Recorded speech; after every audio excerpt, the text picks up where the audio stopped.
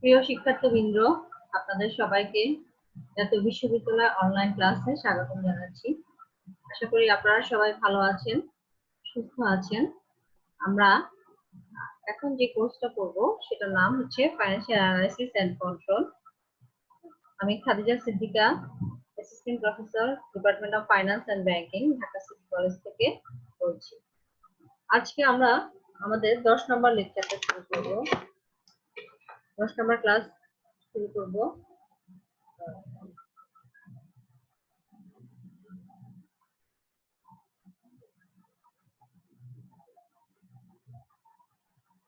আজকে আমরা শুরু করব চ্যাপ্টার 8, ইকুইটি সিকিউরিটি অ্যানালাইসিস।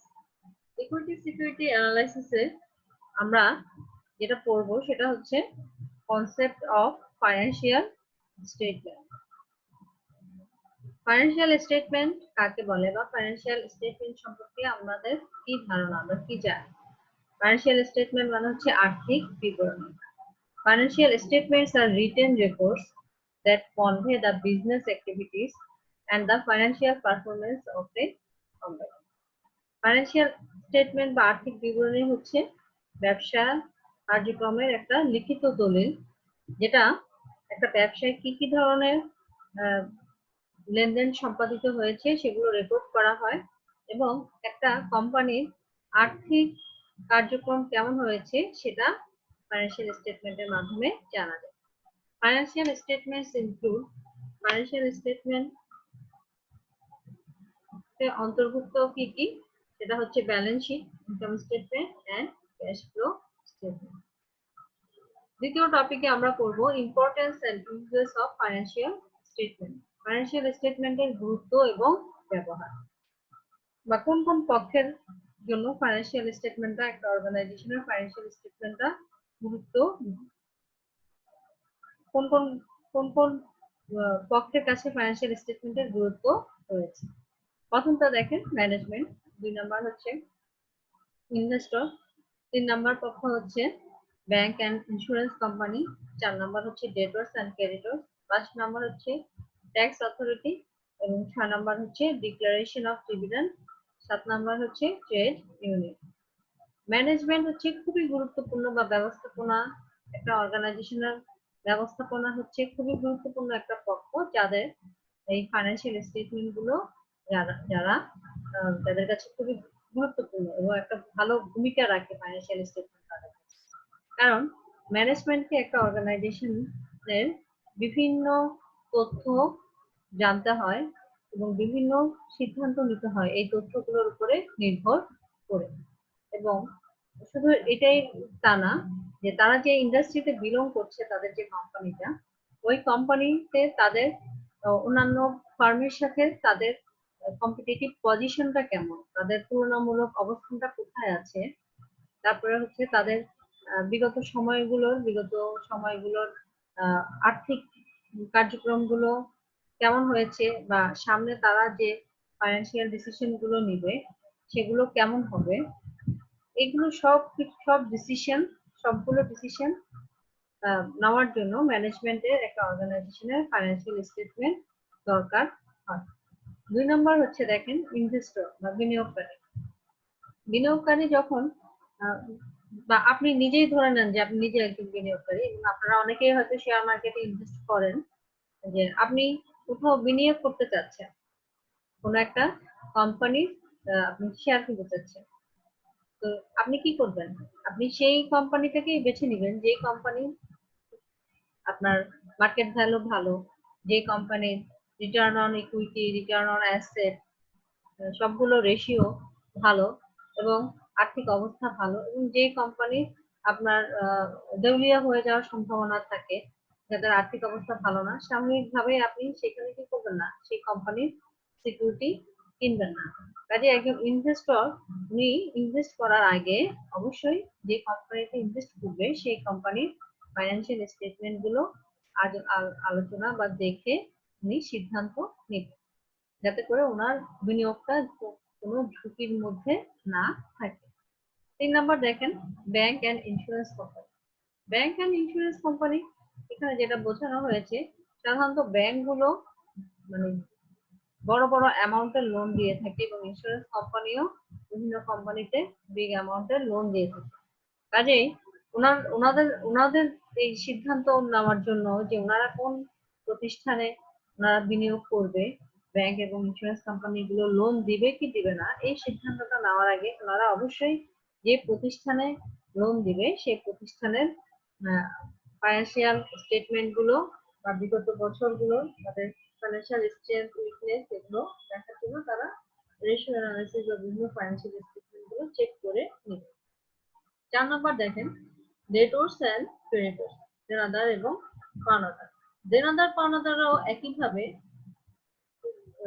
তাদের সাথে যখন কোনো প্রতিষ্ঠানের সাথে যখন ট্রানজেকশনে যাবে, ওনারাও একইভাবে ওই প্রতিষ্ঠানের ফাইন্যান্সিয়াল স্টেটমেন্ট গুলো দেখে নিবে যে ওনাদের এই ফাইন্যান্সিয়াল স্টেটমেন্ট গুলো কেন দেখবে। ফাইন্যান্সিয়াল স্টেটমেন্ট গুলো দেখবে হচ্ছে মার্কেটে ওনাদের গুডউইল কেমন, ওনাদের ফাইন্যান্সিয়াল পজিশন কেমন, ওনাদের সাথে যে ট্রানজেকশন গুলো এর আগে ওনারা করেছে তাদের পারফরমেন্স কেমন, তাদের দায় মেটানোর সক্ষমতা কতটুকু, তারা সুদের টাকাটা ঠিক করে দিতে পারছে কিনা, বা তাদের কাছে যারা পণ্য সাপ্লাই করছে, বাকিতে পণ্য দিচ্ছে, ইনপুট দিচ্ছে, সেটা কি তারা সেটা টাকাটা তারা দিতে পারছে কিনা, সেই সক্ষমতা তাদের আছে কিনা, এইগুলো চেক করার জন্য ডেটর এবং ক্রেডিটররা ফাইন্যান্সিয়াল স্টেটমেন্টটা দেখবে। এখানে ফাইন্যান্সিয়াল স্টেটমেন্ট একটা গুরুত্বপূর্ণ ভূমিকা রাখে। 5 নাম্বার যেটা সেটা হচ্ছে ট্যাক্স অথরিটি।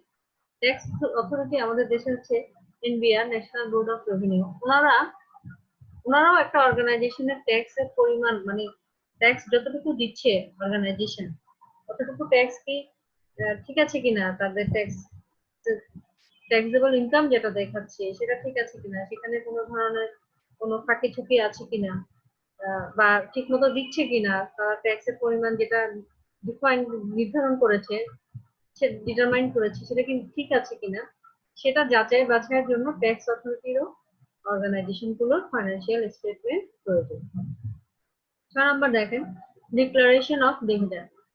একটা কোম্পানি তার শেয়ার হোল্ডারদের যখন লভ্যাংশ প্রদান করবে বা ঘোষণা দেবে, অবশ্যই লভ্যাংশ ঘোষণা দেওয়ার পূর্বে ওনার নেট ইনকাম কত, অপারেটিং প্রফিট কত হয়েছে, এই জিনিসগুলো বা সামনে ওনাদের যে অপরচুনিটি, কোনো অপরচুনিটি আছে কিনা, থাকলে ওনারা কতটুকু টাকা নেট ইনকামের কতটুকু অংশ শেয়ার হোল্ডারদের ডিভিডেন্ড হিসেবে ঘোষণা করবে, এই সিদ্ধান্তগুলো গ্রহণের ক্ষেত্রেও ফাইন্যান্সিয়াল স্টেটমেন্টের প্রয়োজন হয়। 7 নম্বর দেখেন ট্রেড ইউনিয়ন। ট্রেড ইউনিয়ন যারা থাকে, ট্রেড ইউনিয়নের যে শ্রমিক সংঘ থাকে, শ্রমিক সংঘ ওনারাও ফাইন্যান্সিয়াল স্টেটমেন্টটা দেখে। কারণ ওনারা যদি কোনো দাবি প্রত্যাশা করে, একটা অর্গানাইজেশনের ফাইন্যান্সিয়াল কন্ডিশন কি, ওনাদের পারফরমেন্স কেমন, সেগুলো ফাইন্যান্সিয়াল স্টেটমেন্ট দেখে বোঝা যায়। কাজে ট্রেড ইউনিয়নের যারা নেতা যারা আছেন, তারাও ফাইন্যান্সিয়াল স্টেটমেন্ট দেখে বুঝতে পারে যে তারা তাদের কতটুকু দাবি, আর্থিক তারা যদি কোনো ধরনের তাদের কোনো দাবি থাকে সেটা তারা কতটুকু করতে পারবে, বা ওই ট্রেড ইউনিয়নের যে এমপ্লয়ি যারা আছেন তারা তাদের ফাইন্যান্সিংটা কেমন হচ্ছে সেটাও জানা যায় ফাইন্যান্সিয়াল স্টেটমেন্ট এর আলোকে বা ফাইন্যান্সিয়াল স্টেটমেন্ট দেখতে। এরপর আমরা আমাদের পরের টপিকটাতে চলে যাব। আমাদের পরের টপিকটা হচ্ছে ইনকাম স্টেটমেন্ট। ইনকাম স্টেটমেন্ট কি? আয় বিবরণী। আয় বিবরণী হচ্ছে দেখেন আয় বিবরণী কিসের উপর ফোকাস করে? The income statement primarily focuses on the company's revenues and expenses during a particular period. অর্থাৎ একটা নির্দিষ্ট সময়ে একটা কোম্পানির আয় কত হয়েছে এবং ব্যয় কত হয়েছে এটা জানা যায় ইনকাম স্টেটমেন্ট বা আয় বিবরণীর মাধ্যমে। এবং আয় বিবরণী সেটার উপরই কি করে ফোকাস করে। It is also known as the profit and loss statement. এটাকে আমরা সবসময় আয় বিবরণীই বলি। এটাকে আমরা আয় এবং লাভ ক্ষতি বিবরণীও বলতে পারি, অথবা the statement of revenue and expense, অথবা আয় ব্যয় বিবরণীও বলতে পারি। তারপরে দেখেন importance of income statement. Income স্টেটমেন্টের গুরুত্বটা কি, বা ইনকাম স্টেটমেন্ট যে করছে অর্গানাইজেশন গুলো, এটার উদ্দেশ্যটা কি? The purpose of income statement is to provide a representation of the company's performance during a period to the investors and the value of the company which affects the share price.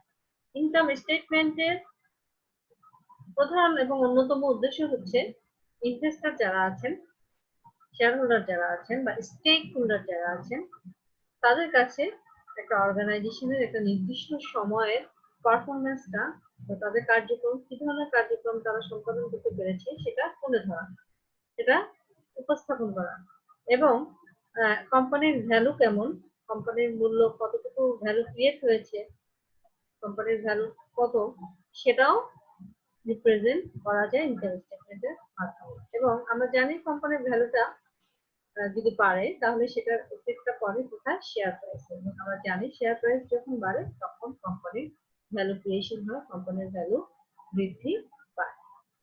2 নম্বর গুরুত্বটা আমরা দেখি, the income is used to summarize the profitability of the company by classification of revenue and expense accrued in the income statement during that period.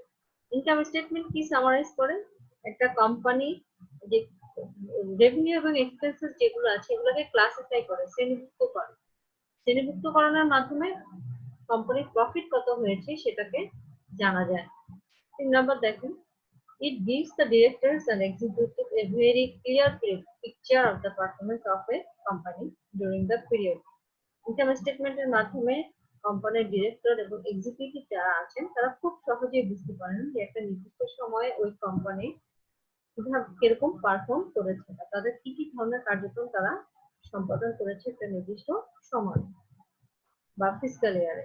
The income statement of the period serves as an indicator of how the strategy which was planned by the management of the company at the beginning of the period has paid off and where is the scope of improvement. আরেকটা বিষয় খুবই গুরুত্বপূর্ণ একটা role income statement পালন করে, সেটা হচ্ছে যে অর্গানাইজেশন গুলো বছরের শুরুতে, ফিসকাল ইয়ারের শুরুতে যে প্ল্যানটা করেছে, যে স্ট্র্যাটেজি গুলো গ্রহণ করেছে, এই স্ট্র্যাটেজি বা তাদের যে টার্গেটটা ছিল এই টার্গেটটা মানে এক্সপেক্টেড টার্গেট এবং সেটা তার যারা সেটা যে পরিমাণ তারা অ্যাচিভ করেছে এই দুটোর মধ্যে কোনো ডিফারেন্স আছে কিনা সেটা তারা দেখতে পারে, বা যে টার্গেট করেছে সেই টার্গেট অনুযায়ী তারা টার্গেটে পৌঁছাতে পেরেছে কিনা, এবং পৌঁছাতে পারলে তো ভালো, সেখান থেকে আরো ইমপ্রুভ করার সুযোগ আছে কিনা, আর যদি তারা এই টার্গেটটা ফুলফিল করতে না পারে তাহলে কেন পারে নাই সেই কারণগুলো তারা বুঝতে পারে এবং ফার্দার তারা তাদের নিজেদের ইমপ্রুভমেন্টের জন্য বিভিন্ন স্ট্র্যাটেজি গ্রহণ করতে পারে বা সিদ্ধান্ত গ্রহণ করতে পারে। এরপরে দেখুন চলে যাচ্ছি আমরা কনসেপ্ট অফ ব্যালেন্স শিট বা উদ্বৃত্তপত্র কি, উদ্বৃত্তপত্র সম্পর্কে ধারণা। দেখেন, balance sheet is a financial statement, এটাও একটা ফাইন্যান্সিয়াল স্টেটমেন্ট যেটা কি করে দেখেন, that reports the company's assets, liabilities and shareholders equity at a specific point in time. Balance sheet হচ্ছে একটা নির্দিষ্ট তারিখে, এটা কিন্তু একটা একটা দিন, একটা ফিক্সড ডেটে, যেটাকে বলা হচ্ছে স্পেসিফিক পয়েন্ট ইন টাইম, একটা নির্দিষ্ট সুনির্দিষ্ট দিনে শেয়ার হোল্ডারদের ইকুইটি কত, লায়াবিলিটি কত এবং কোম্পানি অ্যাসেটের পরিমাণ কত, দায়ের পরিমাণ কত, এগুলো আমরা যে স্টেটমেন্টের মাধ্যমে জানতে পারি সেটা হচ্ছে বলা হচ্ছে balance sheet. and it provides the basis for computing rates of return and evaluating its capital structure. এবং ব্যালেন্স শিটের মাধ্যমে জানা যায় যে কোম্পানির আয়ের হার কত আর হচ্ছে কোম্পানির ক্যাপিটাল স্ট্রাকচারটা মূল্যায়ন করা যায়, মূলধন কাঠামোটা কেমন সেটা মূল্যায়ন করা যায়। It is a financial statement that provides a snapshot of what a company owns and owes. এটা হচ্ছে এমন একটা আর্থিক বিবরণী যেটার মাধ্যমে জানা যায় যে একটা কোম্পানি মালিকানা, নিজের মালিকানা কতটুকু এবং দায় কতটুকু, as well as the amount invested by shareholders, এবং শেয়ার হোল্ডাররা কত টাকা বিনিয়োগ করেছে সেটা ব্যালেন্স শিটের মাধ্যমে জানা যায়। আমরা এরপরের টপিকটাতে চলে যাচ্ছি, আমাদের সেটা হচ্ছে features of balance sheet. Balance শিটের বৈশিষ্ট্য। দেখেন, ব্যালেন্স শিটের বৈশিষ্ট্য আমরা ধারণার মধ্যে মোটামুটি অনেকগুলো বৈশিষ্ট্য কভার করে ফেলেছি। সেটা কি দেখেন, it is always prepared on a particular date. এটা একটা সুনির্দিষ্ট তারিখে প্রস্তুত করা হয়। The total of both the sides must be equal. আমরা জানি ব্যালেন্স শিটে দুইটা সাইড থাকে, একটা হচ্ছে অ্যাসেট সাইড আর একটা হচ্ছে ইকুইটি অ্যান্ড লায়াবিলিটি সাইড। দুই সাইডেরই যে ব্যালেন্স হবে সেটা অবশ্যই কি হবে, সমান হতে হবে, সমান হবে। তো একটা কোম্পানির অ্যাসেট কত টাকা হবে, লায়াবিলিটি এবং ইকুইটির পরিমাণও সমান হবে। যদি সমান না হয় তাহলে বুঝতে হবে যে রিপোর্টিং এ কোথাও কোনো হিসাব হিসাব তখন যারা করেছেন, হিসাবের কাজ যারা করেছেন সেখানে কোথাও কোনো ভুল আছে। এটা মাস্ট বি ইকুয়াল হবে। এবং এটা কেন হবে, এটা হবে হচ্ছে আমাদের যুক্তরাষ্ট্র দাখিলা পদ্ধতির কারণে। সেটা আপনারা অ্যাকাউন্টিং এ পড়েছেন, আমি সেই আলোচনায় যাব না। 3 নম্বর ফিচার দেখেন, it shows the financial position of the business.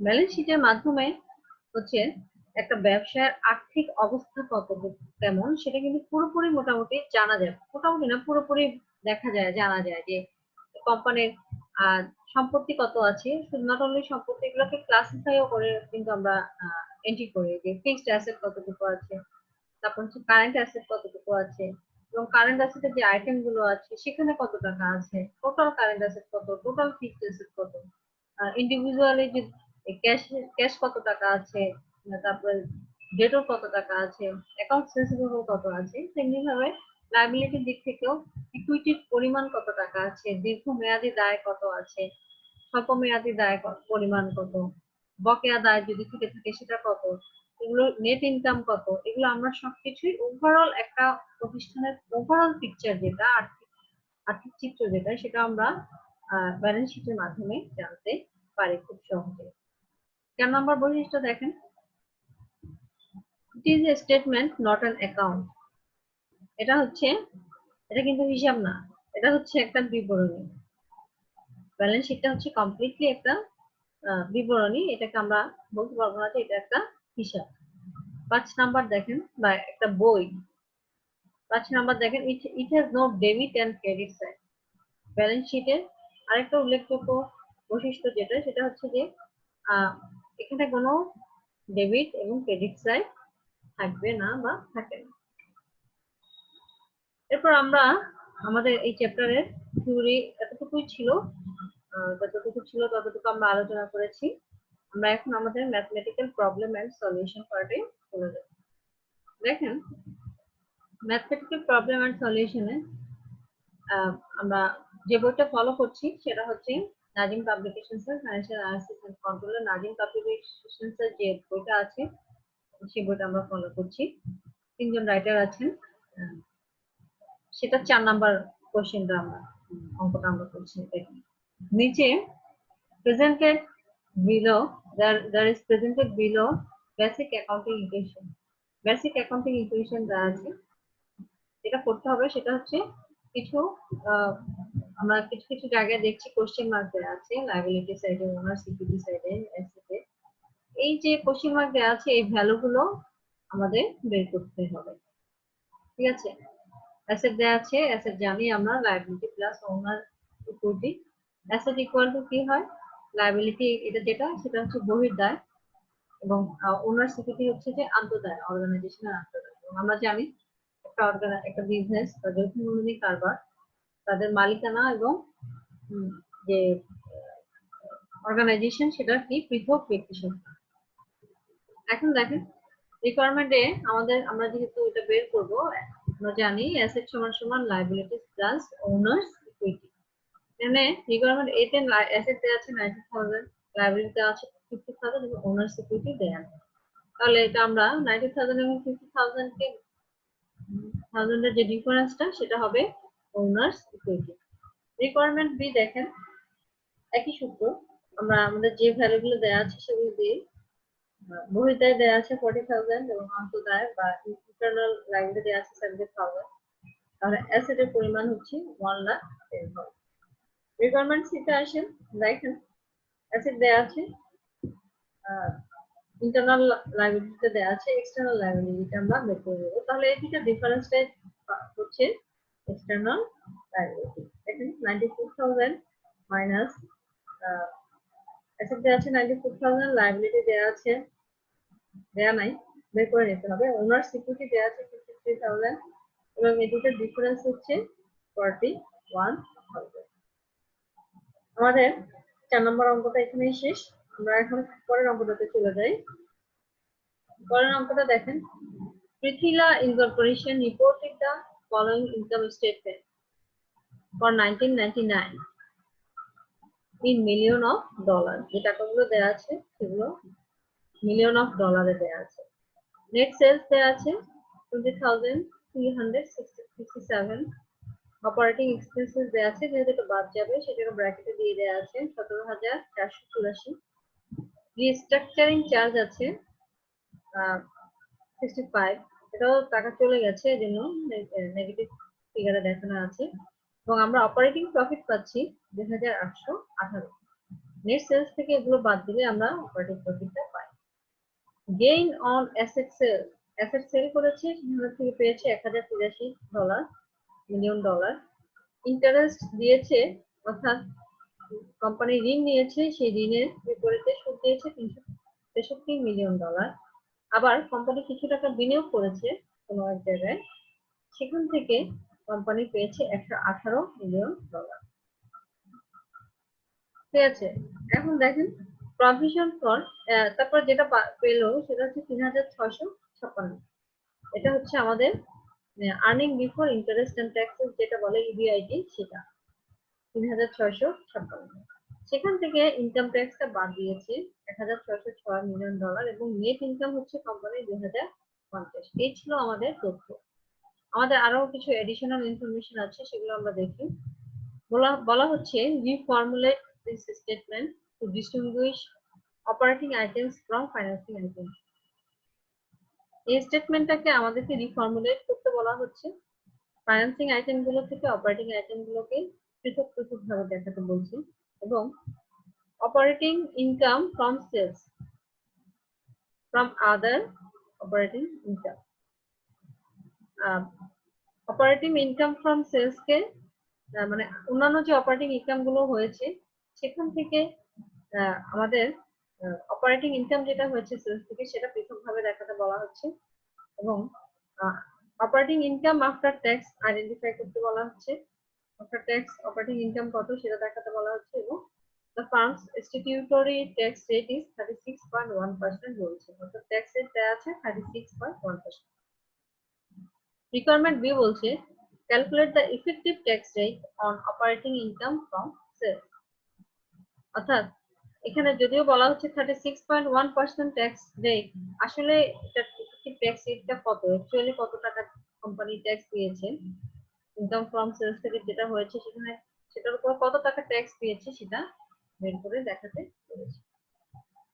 আমরা আমাদের সলিউশনে চলে যাই। প্রথমটা হচ্ছে, প্রথম রিকোয়ারমেন্টটা হচ্ছে রিফর্মুলেটেড ইনকাম স্টেটমেন্ট। রিফর্মুলেটেড ইনকাম স্টেটমেন্টের আমাদের প্রথম আইটেমটা আমরা জানি যে লিখতে হয় নেট সেলস। নেট সেলস ছিল 20,267 মিলিয়ন ডলার, সেটা আমরা দিয়েছি।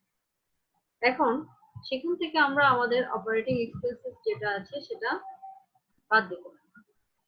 সেটা বাদ দিলে দেখেন 17,484 এবং operating income before tax from sales 2,883।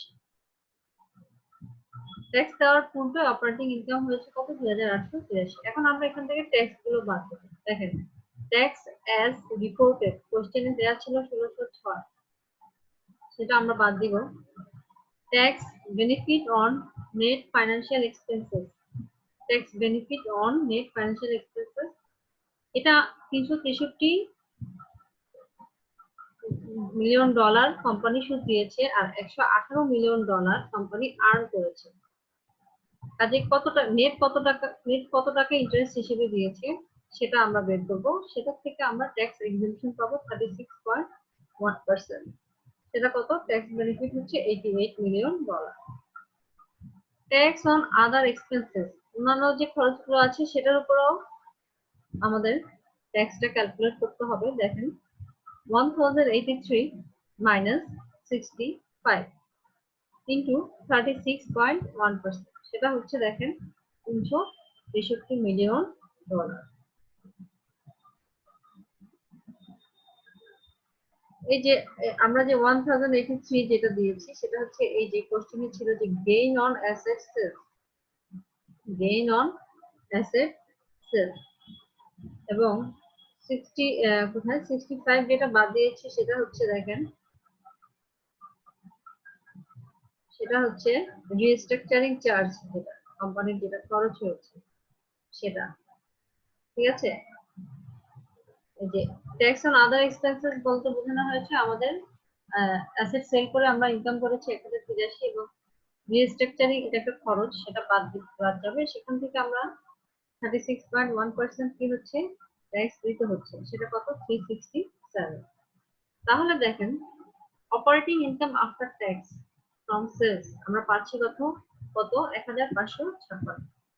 এখন আমরা এখানে কিছু অ্যাড করব, অ্যাড আদার অপারেটিং ইনকাম, অন্যান্য আয়গুলো আমরা এখানে কি করবো অ্যাড করবো। দেখেন গেইন অন অ্যাসেট সেলস কোশ্চেনে দেওয়া আছে 1083, রিস্ট্রাকচারিং চার্জ এটা আমাদের খরচ বাদ যাবে, ট্যাক্স অন আদার এক্সপেন্সেস এই যে 367, এটাকে আমরা এখানে বসাবো, এখান থেকে আমরা পেয়েছি এই যে 367। তাহলে দেখেন অপারেটিং ইনকাম আফটার ট্যাক্স হচ্ছে কত 650 সরি 2207 মিলিয়ন ডলার। এখন আমরা এখান থেকে নেট ফাইন্যান্সিয়াল এক্সপেন্সেস যেগুলো আছে সেগুলো বাদ দিব। ইন্টারেস্ট এক্সপেন্সেস ছিল 363, ইন্টারেস্ট ইনকাম ছিল 118, ট্যাক্স বেনিফিট হচ্ছে 88, এটা আমরা পেয়েছি যেখান থেকে ক্যালকুলেশন করে যে ট্যাক্স এক্সেম্পশন পেয়েছি আমরা 88 মিলিয়ন ডলার, সেটা বাদ দিয়ে দিব। এবং দেখেন আমরা পাচ্ছি ফাইন্যান্সিয়াল নেট ফাইন্যান্সিয়াল এক্সপেন্সেস পাচ্ছি 157, এবং আমরা আমাদের কম্প্রিহেনসিভ ইনকামটা পাচ্ছি কত 2050।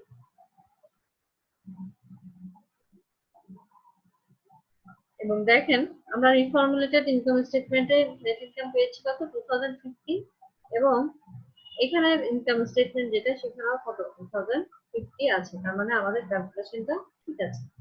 এটা আপনারা একটু চেক করে নেবেন, যদি এখানে 2050 না আসতো তাহলে বুঝতে হতো আমাদের ক্যালকুলেশনে কোথাও ভুল আছে।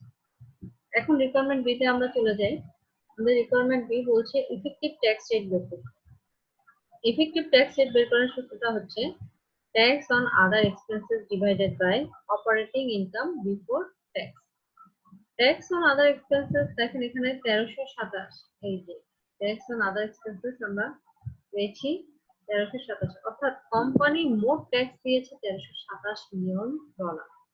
কোম্পানি মোট ট্যাক্স দিয়েছে কত 1327 মিলিয়ন ডলার। এবং দেখেন যে অপারেটিং ইনকাম বিফোর ট্যাক্স দিয়ে আমরা এটাকে ভাগ দিব। অপারেটিং ইনকাম বিফোর ট্যাক্স আমরা পাচ্ছি এই যে 2883, ভাগ দিয়ে 100 দিয়ে গুণ দিলে আমরা পাচ্ছি কত ইফেক্টিভ ট্যাক্স রেট 46.03%। দেখেন কোম্পানি যদিও বলছে ওদের ট্যাক্স রেট কত, কোশ্চেনে দেওয়া আছে 36.1%, আসলে কিন্তু তারা 36.1% ট্যাক্স দিচ্ছে না, আসলে কোম্পানি প্রকৃতপক্ষে ট্যাক্স দিচ্ছে কত 46.03%।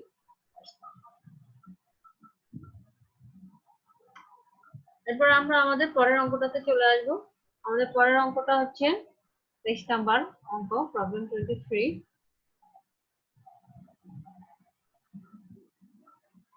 দেখেন এখানে কি দেওয়া আছে, এখানে ব্যালেন্স শিট দেওয়া আছে এবং বিলো আর এই balance sheet and income statement, এবং ইনকাম স্টেটমেন্ট দেওয়া আছে।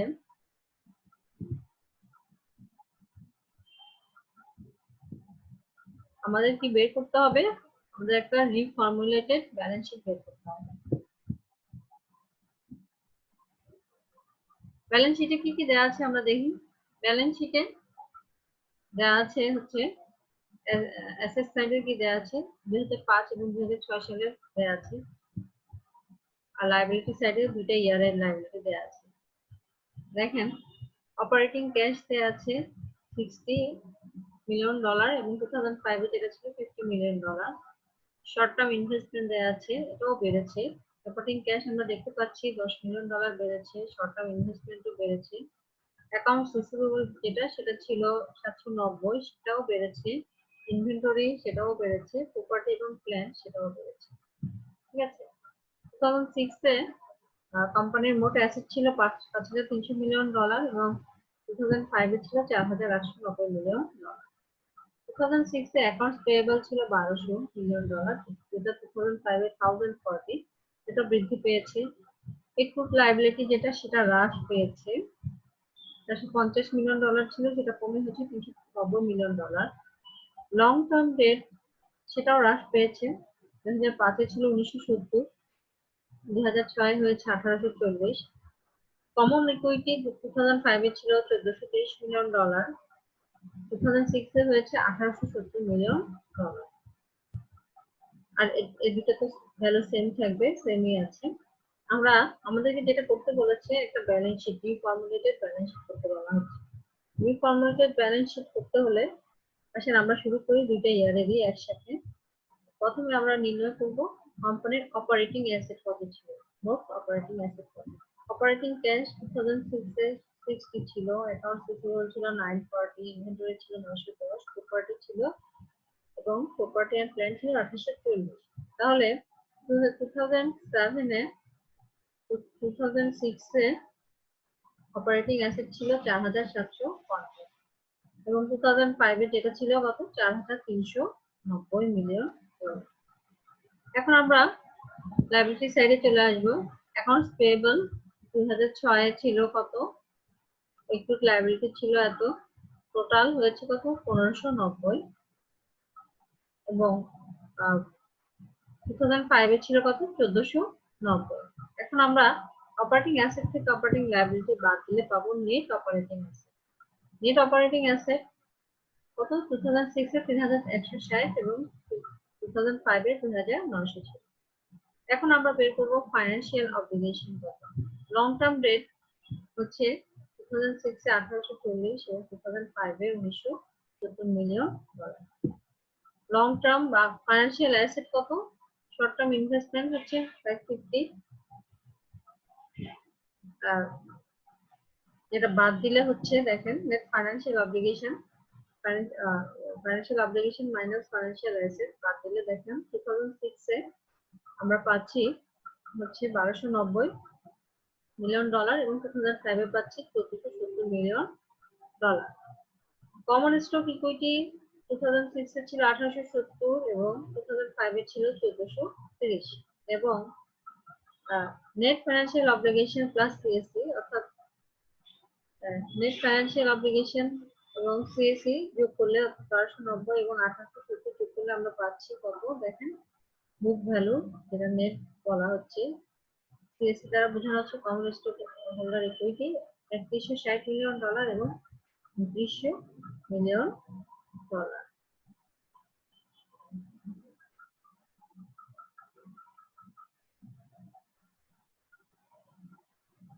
এই যে রিফর্মুলেটেড ব্যালেন্স শিট করছি আমরা, আবার এই ফর্মুলেটেড ইনকাম স্টেটমেন্ট করছি, এগুলো কেন করছি, এগুলো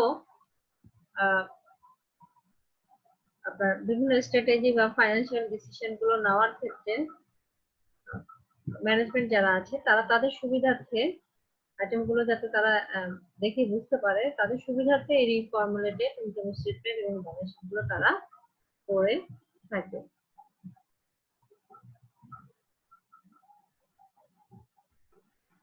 দেখেন আমরা এরপরে 30 নম্বর অঙ্কটাতে চলে যাই। এই অঙ্কটা একটু বড়, আমরা এটা নেক্সট ক্লাসে করব। 25 নম্বর অঙ্কটা, আমরা 30 নম্বর অঙ্কটা করি, এটা একটু ছোট আছে আমাদের, এই সময় আছে সেই সময়ের মধ্যে আমরা 30 নম্বর অঙ্কটা করতে পারবো। দেখেন, a firm with no financial assets or financial obligations generated free cash flow of $8.4 million at 2006. একটা ফার্ম, তাদের কোনো ফাইন্যান্সিয়াল অব্লিগেশন নাই বা কোনো ফাইন্যান্সিয়াল অ্যাসেট নাই, কিন্তু তারা ফ্রি ক্যাশ ফ্লো দেখাচ্ছে $8.4 million 2006। At the end of 2005 সালের শেষে এই কোম্পানির মার্কেট ভ্যালু ছিল $224 million, or 1.6 Times book value. $224 million অথবা বুক ভ্যালু যেটা ছিল সেটার 1.6 দিয়েছে মার্কেট ভ্যালু কোম্পানির। At the end of 2006, 2006 সালের শেষে কোম্পানির মার্কেট ভ্যালু দেখাচ্ছে $238 মিলিয়ন, অথবা বুক ভ্যালু দ্বিগুণ। আমাদের কি বের করতে হবে দেখেন, আমাদের বের করতে হবে what was the rate of return from investing investor of this firm for 2006. 2000 ফার্মের 2006 এ স্টক থেকে আয়ের হার কত সেটা বের করতে হবে। রিকোয়ারমেন্ট বি বলছে what are the earnings for this firm for 2006. এই ফার্মের জন্য 2006 এই ফার্ম 2006 এ কি পরিমাণ আর্ন করতে পেরেছে সেটা দেখাতে হবে। আসেন আমরা প্রথমে রিকোয়ারমেন্ট এ তে চলে আসি। রিকোয়ারমেন্ট এ তে দেখেন রেট অফ রিটার্ন বের করতে হবে। রেট অফ রিটার্ন বের করার সূত্রটা হচ্ছে dividend plus capital gain divided by initial investment into 100। Dividend এখানে দেয়া আছে dividend free cash flow. Dividend যেটা বলছে সেটাকে বলা হচ্ছে dividend equal to free cash flow equal to 8.4। Free cash flow দেওয়া আছে 8.4, আর ফ্রি ক্যাশ ফ্লো যে অ্যামাউন্টটা আছে সেটাকে আমরা বলছি ডিভিডেন্ড, টোটাল ভ্যালুটাকে। আমরা ফ্রি ক্যাশ ফ্লো কাকে বলে এটা পড়েছি ক্যাশ ফ্লো অ্যানালিসিসের মধ্যে, যে টাকাটা মানে free from any cost. Free cash flow হচ্ছে এক কথায় যদি বলতে চাই ফ্রি ফ্রম এনি কস্ট, অর্থাৎ সকল খরচ বাদ দেওয়ার পরে, ফিক্সড অ্যাসেটে বিনিয়োগ করার পরে এবং অপারেটিং লায়াবিলিটি গুলো বাদ দেওয়ার পরে, অপারেটিং কস্ট গুলো বাদ দেওয়ার পরে যে অ্যামাউন্টটা থাকে সেটা হচ্ছে ফ্রি ক্যাশ ফ্লো। এবং ফ্রি ক্যাশ ফ্লোর এই টাকাটা এই অর্গানাইজেশন পুরোটাই ডিভিডেন্ড হিসেবে ঘোষণা দিয়ে দিয়েছে, ডিক্লেয়ার করেছে। এই জন্য ফ্রি ক্যাশ ফ্লো যে টাকাটা আছে সেই টাকাটা আমরা এখানে ডিভিডেন্ড হিসেবে দেখাবো। ডিভিডেন্ড আছে কত 8.4 প্লাস ক্যাপিটাল গেইন কত হয়েছে। ক্যাপিটাল গেইন বের করার জন্য আমাদেরকে কি করতে হবে দেখেন, ফার্মের বছরের শুরুতে প্রারম্ভিক মূল্য কত ছিল।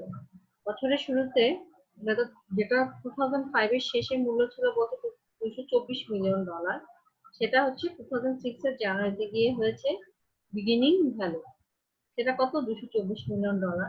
এবং 2006 ডিসেম্বরে বা এন্ডিং এ যে ভ্যালুটা দেখানো হচ্ছে সেটা হচ্ছে $238 মিলিয়ন। তাহলে এই যে V1 থেকে V0 বাদ দিলে বিগিনিং ভ্যালুটা যখন এন্ডিং ভ্যালু থেকে বাদ দিব আমরা পেয়ে যাব আমাদের ক্যাপিটাল গেইন। দেখেন 8.4 হচ্ছে ডিভিডেন্ড, আর 238 থেকে 224 বাদ দিয়ে যে অ্যামাউন্টটা থাকবে সেটা হবে ক্যাপিটাল গেইন।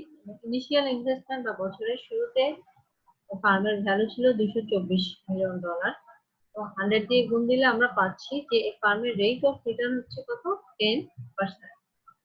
দেখেন এখানে আবার নোট দিয়েছে since there is no financial asset or obligation, net dividend is equal to SF বা free cash flow. Requirement B, what were the earnings for this firm for 2006? 2006 এর জন্য এদের earnings কত। দেখেন earnings এর সূত্রটা হচ্ছে change in common stockholders equity plus dividend. Change in common stockholders equity এটা আমরা কিভাবে বের করব দেখেন, এটা আমরা মার্কেট ভ্যালুর সাথে বুক ভ্যালু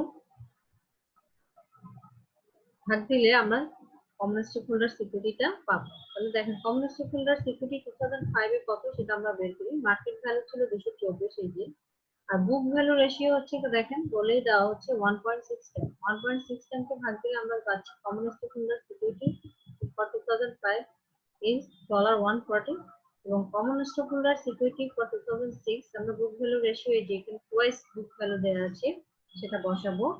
সেটা বসালে এবং মার্কেট ভ্যালু 238 দেয়া আছে বছরের শেষে, সেটা দিয়ে ভাগ দিলে আমরা পাচ্ছি কমন স্টক হোল্ডার সিকিউরিটি 2006 এর জন্য 119 বা 119। 119 এর থেকে 140টা বাদ দিব, বাদ দিয়ে আমরা যদি 8.4 মিলিয়ন ডলার যোগ করি তাহলে আমরা পাচ্ছি যে আমাদের আর্নিংটা কত। আমাদের আর্নিং হচ্ছে -12.6 মিলিয়ন ডলার। আমাদের আজকে এই অঙ্কটা এখানে শেষ, এবং আজকে আমরা আমাদের ক্লাসটা এখানে শেষ করছি। আমাদের এই চ্যাপ্টারের একটা অঙ্ক বাকি আছে, আমরা এটা নেক্সট ক্লাসে শুরু করব এবং তারপরে আমরা চ্যাপ্টার 9 এ চলে যাব। আশা করছি আপনারা সবাই বুঝতে পেরেছেন, এবং সামনের ক্লাসে ইনশাআল্লাহ দেখা হবে। সে পর্যন্ত সবাই ভালো থাকুন, এবং আমার সাথে থাকার জন্য আপনাদের সবাইকে অসংখ্য ধন্যবাদ। ভালো থাকুন সে পর্যন্ত। নেক্সট ক্লাসে আবার দেখা হবে ইনশাআল্লাহ। আজকে এতটুকু। আল্লাহ হাফেজ।